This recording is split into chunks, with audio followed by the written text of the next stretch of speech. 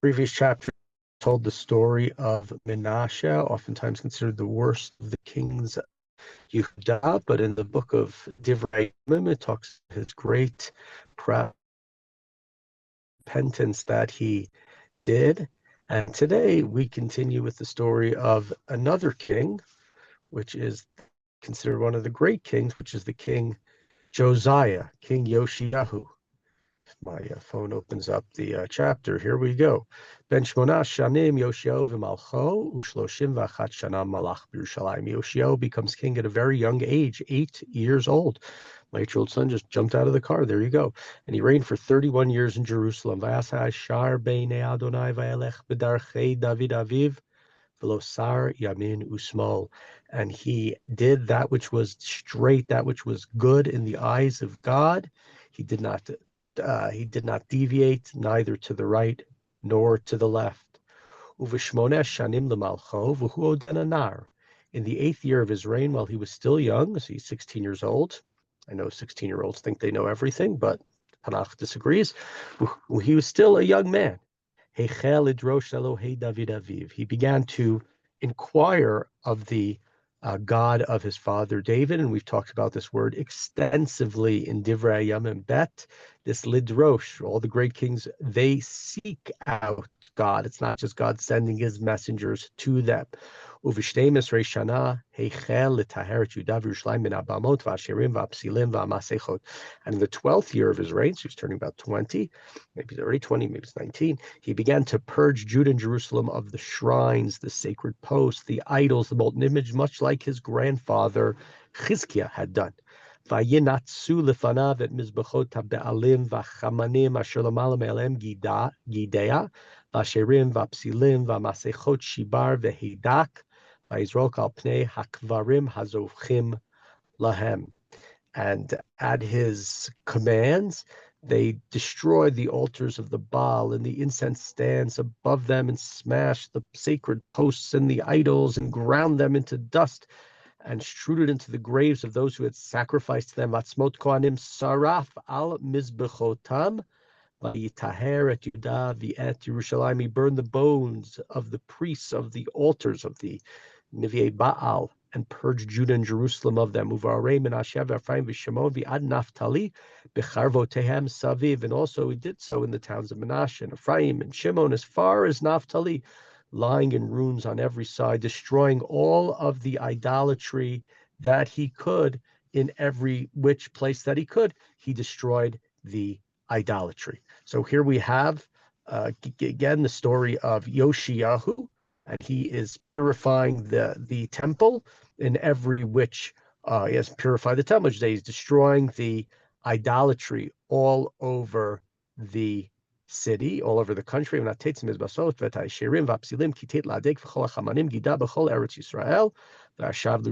all over the country, destroys idolatry, and he comes back to Jerusalem. Uvishnat Shmonesrei Limalcho, so now he's about 26 years old, Litaher Haaretz v'Habayit, in order to, he's purged the land, he's made it tahor. What does he want to do? Shalach et Shafan ben Atzalyahu ve'et Maaseyahu sar ha'ir ve'et Yoach ben Yoachaz hamaskir lechazek et Beit Adonai Elohav. What does he do? He sends out Shafan and Maaseyahu, the governor, and Yoach, right? And what's the reason to do? It's Sur Meirav Yaseh Tov. He's gotten rid of the bad, and now it's time to repair the Beit HaMikdash. And we're in verse 9, Pasuk Tet, Vayavo el Chilkiyahu HaKohen HaGadol ve'etnu at HaKesev HaMuva Beit Elohim asher asfu HaLevim Shomrei Asaf miyad Menashe ve'Ephraim u'mikol Shevet Yisrael mikol Yudah v'Inyamin vayashuv Yerushalayim. And so they came to Chilkiah, the Kohen Gadol, and they brought him the silver that's supposed to go to the Beit HaMikdash, which the Leviim and different guards had collected from the towns up north in Menashe and Ephraim and all those who remained. Most of the 10 tribes had already been exiled by this point in time. The majority of them had been exiled by Sancherib Melech Ashur, but there were still pockets of different Israelites from the northern kingdom there. So they gathered from them, and they also gathered from their own Davidic kingdom, from the tribes of Yehuda, Binyamin, the people in Yerushalayim. Vayitnu al yad osei hamlacha המופקדים בבית Adonai ונתנו אותו עושי המלאכה אשר עושים בבית Adonai לבדוק ולחזק הבית. They delivered into the custody of the attendants who were in charge of the Beit HaMikdash, and who then would go and take the money, and they would figure out what to do with it in order to fix the temple. Vaytnu lecharashim v'lebonim leknot avnei machzei veitzim lemachbirot ulekarot et habatim asher shchitu malchei Yehuda, and they paid it to different artisans and masons to get stone and wood to fix the beams of the roof and other aspects of the buildings that the kings of Yehuda had allowed to fall into ruin. V'anashim osim be'emunah melacha v'aleim mufkadim yachat v'ovadyahu haleviim min b'nei Merari u'Zechariah u'Meshulam min b'nei hakatim l'natzeach v'aleviim kol mevin b'chli shir. And they worked in honesty, with sincerity, and there were Levites from different families who were there to supervise, as well as others who were there to Valasabalim, Umnetzachim, Lechol Osem Lachal, Avodah, Vavodah, Melavim, Sofrim, Vishodrim, Visho, right, poor help moving the materials, who were supervising each and every task, and some Levim also were Sofrim. They were scribes, others were,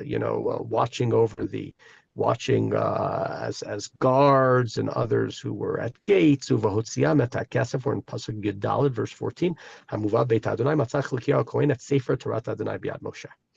And while they were taking out the silver and bringing stuff, stuff was brought in, then they had to bring stuff out. They're looking for this. They're going through the different, and they find a Torah, which was given by Moshe, which was Biad Moshe.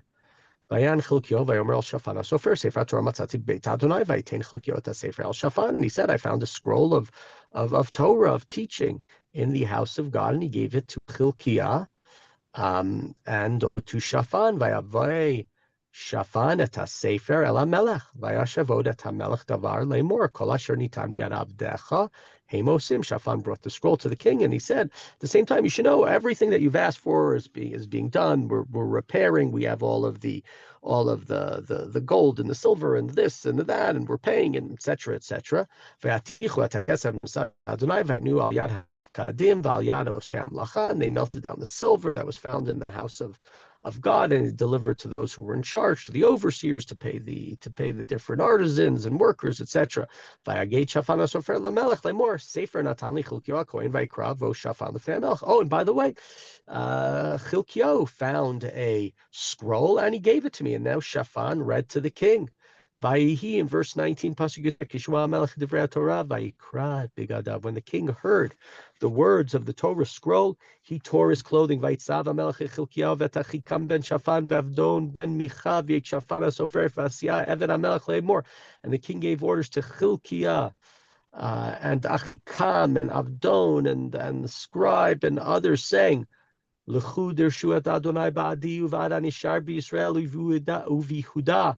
Al Divrei Sefer asher nimsa ki gdola chamat Adonai asher nitchav vanu al asher lo shamru avotenu dvar Adonai lasot k'chol ha'katuv al Sefer hazeh. And he said, go and ask, go and inquire of God, because the little remnant from Israel that are left, what it says in the script is that the wrath of God is going to be poured down upon us. Our fathers did not obey the word of God and all that was written in the scroll. It doesn't say exactly what part of the Torah Shaphan read to Yoshiyahu from, but the understanding, it was the klalot, it was the curses that was read to him, and he was terrified by the curses, seeing how Bnei Yisrael not always listened to God, and this is what pushed him even further. By this time, he was already a great king. He had purged idolatry, he was rebuilding the temple, but this is even further. Vayelech Hilkiyahu ve'asher hamelech el Hulda haneviah eshet Shalom ben Tokhat ben Chasra shomer abigadim v'yoshevet b'Yerushalayim b'mishneh.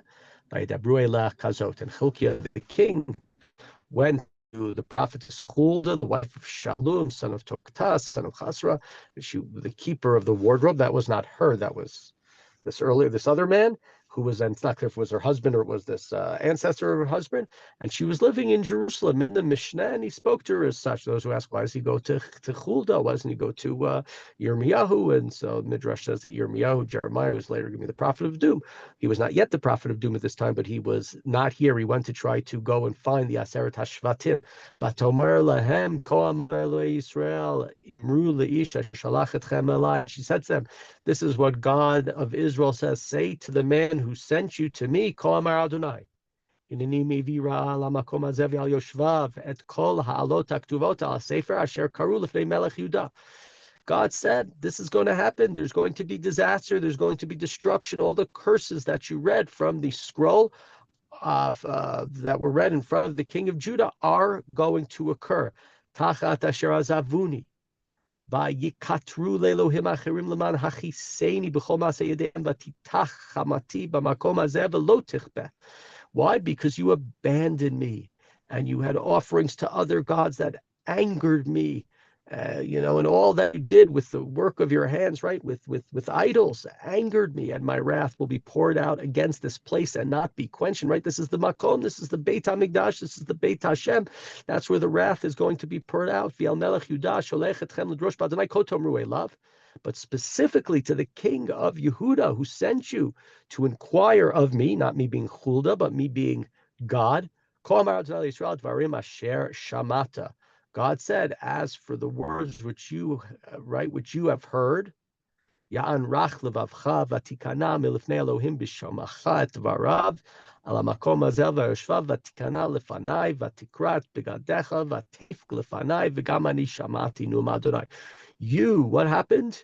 Your heart was soft, right? It melted before God. You heard the warnings about this place and its habitat and its inhabitants, and you humbled yourself in front of me. You tore your clothing, you cried, and it was sincere.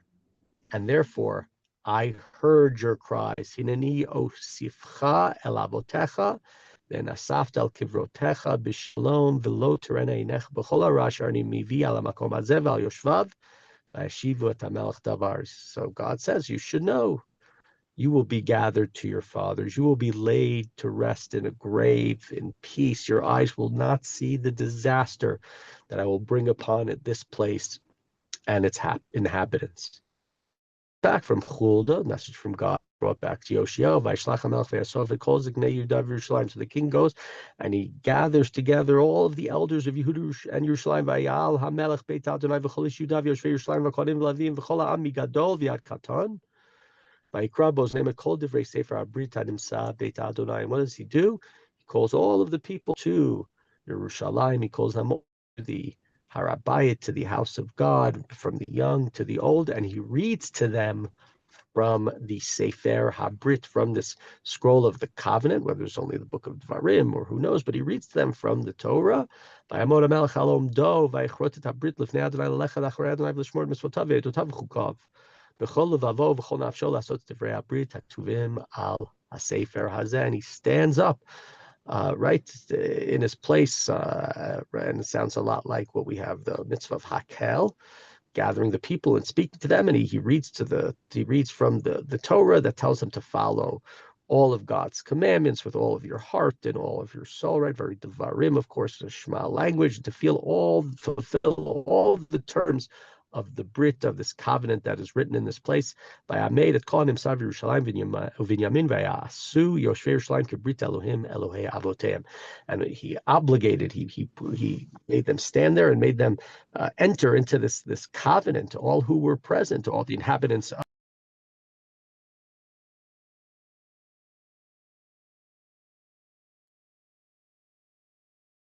think we just lost Rabbi Gidler.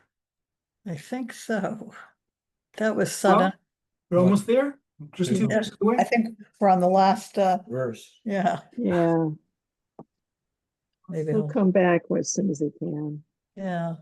Well, Huh. while we're waiting, I'm just wondering if he asked about schedules, and I basically am pretty clear the next couple of weeks, but I don't know if he's decided anything about coming out. Oh, I don't know. We did send him ours. So Yeah, haven't yours is probably the hardest one to work with. well, we just have 1 week in October. Okay. The end of October, but All right. So you're maybe taking a more. breather from your world travels? A little bit, not much. But I don't know if he's coming back. Well, I hope everyone has a good Chag.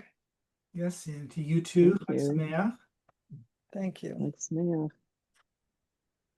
Oh, Here Oh, That one. he's trying to come back. yep, he is. Do you know where I was when I got cut off? I didn't recognize it. I didn't realize where I was. Yeah. Oh, you were on. Any idea? Yeah. It's just starting 33, verse 30, Yeah, the last verse. the last verse. Oh, okay. I didn't realize. Okay, so I guess we're back in the middle. I thought I was already. I didn't Oh, at realize the that I end, was 30 cut off. The last verse. Yeah. Okay, so we'll go back to the last verse then. Okay, Vayasar Yoshua et kol ha'toivot min kol ha'aretzot asher levnei Yisrael, vayaved et kol hanimsar b'Yisrael avod et Adonai Elohehem kol yamav lo saru me'acharav Adonai Elohei avoteim. So Yoshua got rid of all the abominations. Whether this is again now after he has read from the Torah, if there were some left after, because he began this purge already when he was 16, I believe, or so, in the 8th year of his reign. And so this is years later. So whether it's saying he completed that or whether there were still some left, it's not clear. But everybody throughout his reign, throughout his time as the leader of Bnei Israel, they fully observant of watching of God. And so this is not the first time we have the chapter of Yoshiyahu. We have it in the book of Melachim as well. We'll get into the next chapter, the story of his big Pesach. And here it's much more about his personal piety. The focus, not surprised, is much more about the temple and his seeking out of God. And right, it's again, the Melachim are reframed or redrawn, or the focus is much more of them as religious leaders. There it's much more in the book of Melachim. It's about kings. It's not about the religion per se. Of course, it has religious aspect, but it's much more political. So here, right, it's really, we're telling his story from the beginning, and it's sort of like in stages his religious growth. First, the getting rid of the idolatry, like we said, Sur Meirah.